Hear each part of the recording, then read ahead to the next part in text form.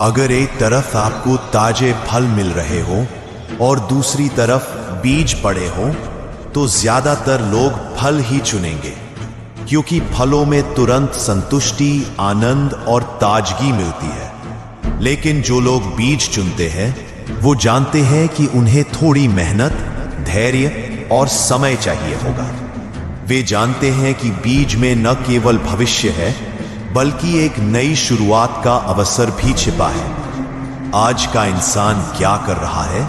वो सिर्फ चंद मिनटों के सुख और ताजगी के लिए अपने जीवन की सबसे बड़ी दौलत, अपने समय और ऊर्जा को बर्बाद कर रहा है। कुछ देर के लिए उसका मन शांत हो जाता है, लेकिन फिर वही शून्यता, वही अधूरी ख्वाहिशें, वही खोखले संबंध उसे घेरे रहते हैं।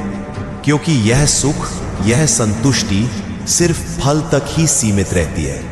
परंतु जो बीज चुनते हैं वे जानते हैं कि उनका रास्ता थोड़ा कठिन है। वो जो संगति का चयन करते हैं वह एक पूरी यात्रा का हिस्सा है। उनके लिए यह यात्रा एक गहरी भक्ति की ओर बढ़ती है। ये लोग हर परिस्थिति में अपना ध्यान, अपना मन और अपनी ऊर्जा ठीक जगह पर लगाते हैं।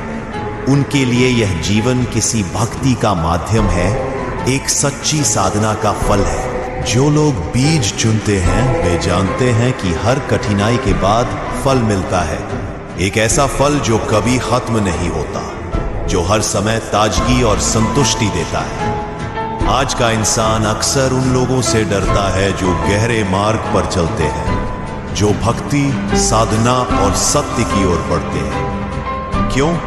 क्योंकि ऐसा मार्ग उन्हें तात्कालिक आनंद नहीं देता, लेकिन यह उन्हें जीवन की असली समझ देता है। उनके जीवन में सच्ची शक्ति, सच्चा संतोष और सच्ची शांति है, जो सिर्फ बीज लगाने वालों को ही मिलती है।